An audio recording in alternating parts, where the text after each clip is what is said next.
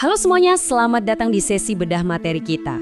Hari ini kita bakal membongkar sebuah teks radikal yang benar-benar mengubah cara sosiolog dan ahli pendidikan melihat sistem sekolah. Judulnya, Pedagogi Kaum Tertindas karya Paulo Freire. Oh ya, di sini kita nggak akan berpihak pada ideologi politik manapun ya. Kita murni akan membedah gagasan-gagasannya lewat lensa sosiologis. Fokus kita adalah melihat gimana sih struktur makro masyarakat dan institusi pendidikan itu saling membentuk. Dan gimana kekuasaan sebenarnya didistribusikan di ruang kelas kita. Kita mulai dari satu pertanyaan yang cukup provokatif nih. Pernah kepikiran gak sih, sekolah itu sebenarnya tempat yang benar-benar netral buat belajar? Atau jangan-jangan ia cuma sekedar alat rekayasa sosial? Sering kan kita mikir sekolah itu ya cuma tempat belajar baca tulis, tapi buat Freire, pendidikan itu punya agenda besar dalam membentuk tatanan masyarakat kita. Ada satu kutipan pembuka dari Richard Shaw yang dengan brilian merangkum seluruh premis buku ini. Dia bilang, pada dasarnya nggak ada yang namanya proses pendidikan yang netral. Secara sosiologis, institusi sekolah itu cuma punya dua arah. Entah dia berfungsi buat mengintegrasikan kita supaya patuh sama logika sistem yang ada saat ini, atau sebaliknya, ia justru jadi alat untuk mempraktekkan kebebasan. Nggak ada tuh jalan tengahnya. Nah, untuk membedah dinamika sosiologis yang padat ini, kita bakal melewatinya dalam 5 tahapan logis. Mulai dari sosiologi penindasan, pendidikan sebagai kontrol sosial, alternatif hadap masalah, membangkitkan kesadaran kritis, dan terakhir, praksis dan sintesis budaya. Oke, kita langsung masuk ke bagian pertama, sosiologi penindasan, dan gimana masyarakat kita terstratifikasi.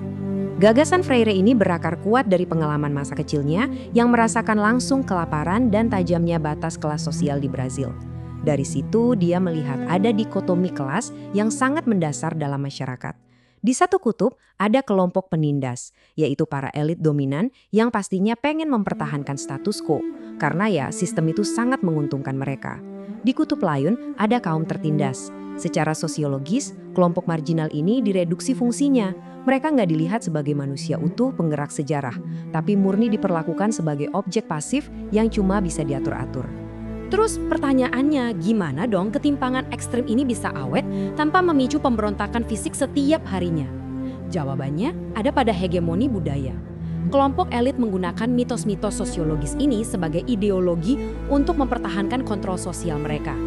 Narasi ini ditanamkan terus-menerus, kayak mitos bahwa kita udah hidup di masyarakat yang bebas, atau mitos bahwa orang miskin itu ya karena mereka malas. Akhirnya ketidaksetaraan struktural itu jadi nggak terlihat, dan sekedar mempertanyakan sistem aja rasanya udah kayak sebuah dosa besar. Dan ini dia poin yang paling krusial, sekaligus tragis, fenomena sosiologis yang disebut internalisasi.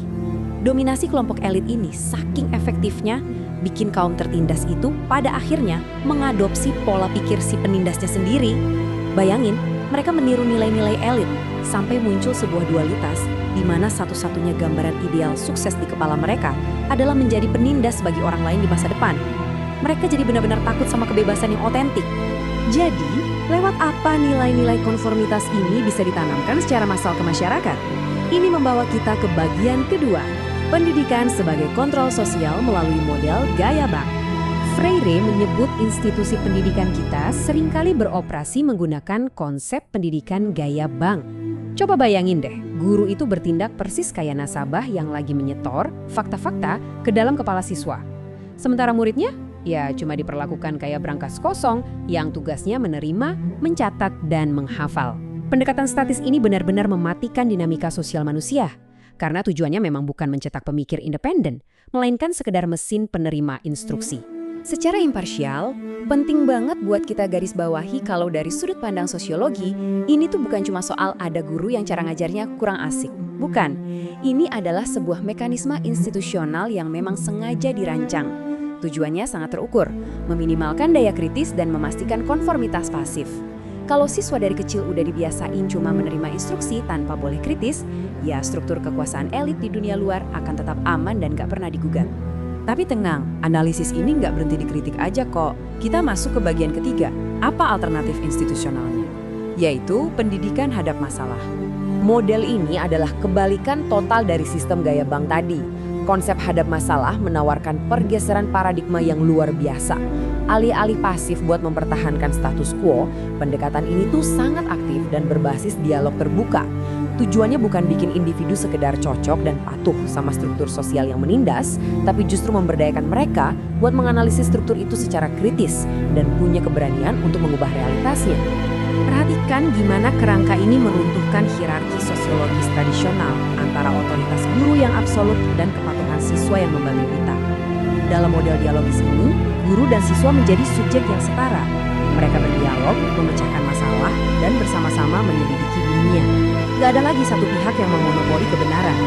Ini benar-benar perombakan sosiologis yang radikal banget soal gimana proses belajar itu terjadi.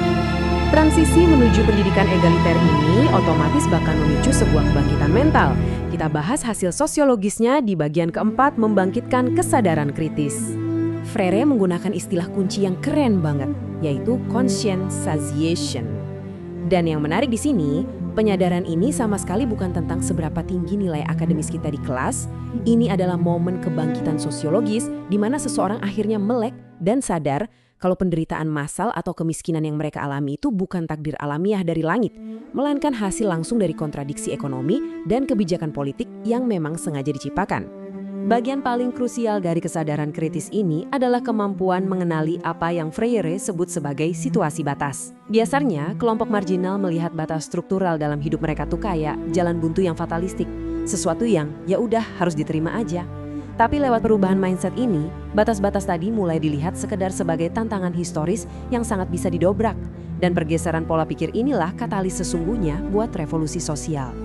Tentu, kesadaran sosiologis ini punya tahapan logisnya biar nggak cuma berhenti di kepala. Pertama, menyingkap dulu realitas penindasan yang selama ini tersembunyi.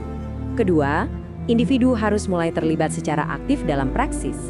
Dan ketiga, ujungnya adalah mencapai pembebasan yang nggak berhenti di satu titik final, melainkan terus-menerus diperbarui secara permanen.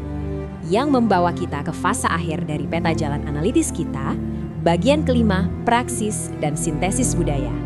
Wujud nyata dari aksi sosiologis. Kita sering dengar kata praksis, tapi apa sih itu?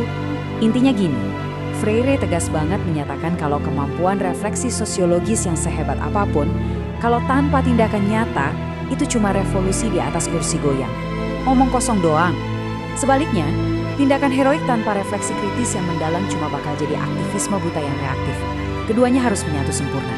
Kita pahami struktur makronya secara mendalam, lalu kita bertindak secara konkret buat membongkarnya. Kalau kita perhatikan, dalam institusi masyarakat kita bisa ngelihat ada dua tipe aksi budaya yang selalu bertarung setiap saat. Di satu sisi ada tindakan anti-dialogis yang sering dipakai kelompok elit, kerjaannya menaklukkan, memanipulasi opini, dan memecah belah buat mempertahankan dominasi. Nah, kontraskan ini sama gerakan dialogis untuk pembebasan.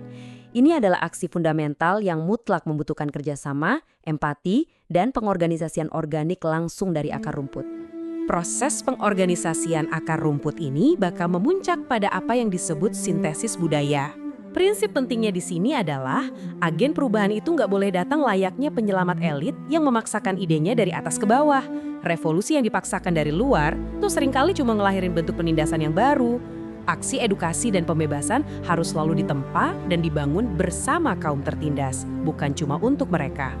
Pengetahuan intelektual dan kebijaksanaan masyarakat harus dilebur jadi satu. Jadi, sebagai penutup bedah materi kita kali ini, coba deh terapkan kerangka pemikiran sosiologis ini ke keseharian kita masing-masing. Coba lihat institusi di sekitar Anda, tempat kerja, sekolah, kampus, atau bahkan platform media yang setiap hari kita konsumsi. Apakah mereka lagi memperlakukan Anda layaknya berangkas kosong, sekedar menabung konformitas supaya Anda jadi warga yang penurut? Atau jangan-jangan mereka benar-benar memicu dialog kritis dan memberdayakan Anda buat secara aktif mendesain ulang tatanan masyarakat?